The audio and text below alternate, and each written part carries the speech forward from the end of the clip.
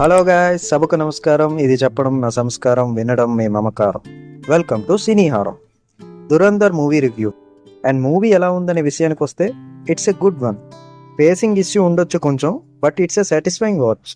Actually అఖండ 2 postpone అవడం వల్ల ఈ మూవీకి ఫస్ట్ వెళ్ళాను. అండ్ మోర్ ఓవర్ అఖండ 2కి ఇక్కడ కొన్ని బాధలు ఉన్నట్టే ఈ మూవీకి కూడా కొన్ని బాధలు ఉన్నాయి.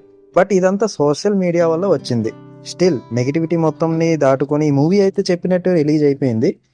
ఇంకా ఫస్ట్ హాఫ్ విషయానికి వస్తే ఓపెనింగ్ సీన్ నుంచి స్టోరీ కోర్ పాయింట్ నుంచి స్టార్ట్ అవుతుంది. అండ్ మాధవన్ గారితో ఈ సీన్ స్టార్ట్ అవుతుంది. అండ్ ట్రూలీ సెయింగ్ ఇక్కడ జరిగే కొన్ని ఈవెంట్స్ అండ్ వాళ్ళు ఏం చేయాలి అనుకుంటున్నారు అనే ఒక పాయింట్ ని ఒక ట్రాన్స్ లో చూపించారు. అండ్ ఫుల్ గా ఇన్వాల్వ్ అయిపోయి ఉంటాం ఈ సీన్స్ లో. And when Ranveer Singh enters అక్కడ ఒక పీక్ పాయింట్ లాగా అనిపిస్తుంది. దాని తర్వాత rest of the characters Akshaye Khanna, Sanjay Dutt, Arjun Rampal అందరి క్యారెక్టర్స్ ని అండ్ దానితో పాటు వాళ్ళ బ్యాక్ స్టోరీస్ ని కూడా ఫుల్ గా ఎస్టాబ్లిష్ చేస్తారు. అండ్ ఎస్, అందరూ చెప్పినట్టుగానే ఇక్కడ కొంచెం మూవీ చాలా లెందీగా ఉన్నట్టు అనిపిస్తుంది అండ్ కొంచెం స్లో అవుతుంది. బట్ స్టిల్ మనకి ప్రిపేర్ చేస్తుంది అన్నిటికీ. రెస్ట్ ఆఫ్ ద థింగ్స్ అన్ని స్టోరీ బిల్డింగ్ కి యూజ్ అయ్యాయి అండ్ ఒక కాన్ఫ్లిక్ట్ తో ఇంటర్వ్యూలు ఇచ్చారు. And it's a decent first half. ఇక సెకండ్ హాఫ్ విషయానికి వస్తే స్టార్టింగే మనకు ఒక జలకిస్తుంది. ఒక్కసారిగా ఉలికి పడ్డాను నేనైతే. ఇంకా దాని తర్వాత కొన్ని షాకింగ్ ఈవెంట్స్ ఉంటాయి. అండ్ మోస్ట్ ఇంపార్టెంట్లీ ఒక సీన్ ఉంటుంది. అక్కడైతే థియేటర్ అంతా ఒక్కటే సైలెన్స్, ఎవ్వరు ఏం మాట్లాడలేకపోయారు. అండ్ ఇక్కడంతా ఎలా ఉంటుందంటే మూవీలో క్యారెక్టర్స్ ఫీల్ అయ్యేది మనం కూడా ఫీల్ అవుతాం. అండ్ ఫస్ట్ హాఫ్ ఏదైతే స్లో ఫీలింగ్ ఉంటుంది అని చెప్పానో అది సెకండ్ హాఫ్ లో ఉండదు. స్టోరీ మెయిన్ ఎండ్ కి వచ్చి చాలా ఫాస్ట్ గా ప్రోగ్రెస్ అయిపోతుంది. స్టాండ్ అవుట్ మూమెంట్స్ చాలానే ఉన్నాయి. అండ్ మనకి ఫస్ట్ లుక్ లో ఒక సాంగ్ ఉంటుంది కదా, ఆ సాంగ్ ప్లేస్మెంట్ కూడా ఇక్కడే ఉంటుంది. అండ్ ఆ సీన్ అయితే విజువల్ మూమెంట్ అని చెప్పొచ్చు. ఇది ఒక్కటే కాదు, మూవీలో ఇలాంటివి ఇంకా ఉన్నాయి.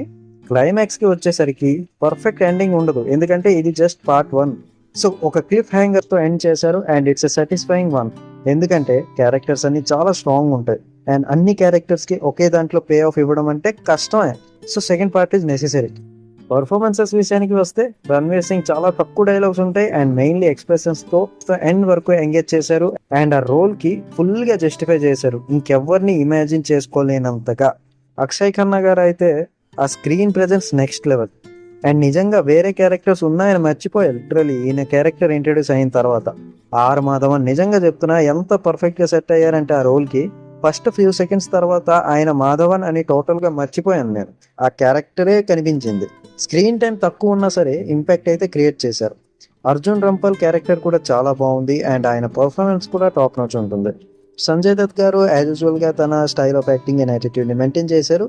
అండ్ ఈ మూవీలో నాకు నచ్చింది కూడా ఈ స్టార్ కాస్ట్ మొత్తాన్ని కరెక్ట్ గా యూజ్ చేసుకోవడమే. ఎవ్వరు తక్కువ కాదు అండ్ ఎవ్వరికి వాళ్ళే. సెకండ్ పార్ట్ డేట్ కూడా అనౌన్స్ చేసేసారు, that is 19th March 2026. I'm excited. So that's my review. And సినీ హారం రేటింగ్ వచ్చేసి 3/5. A stylish and raw spy thriller with strong characters and top-notch performances.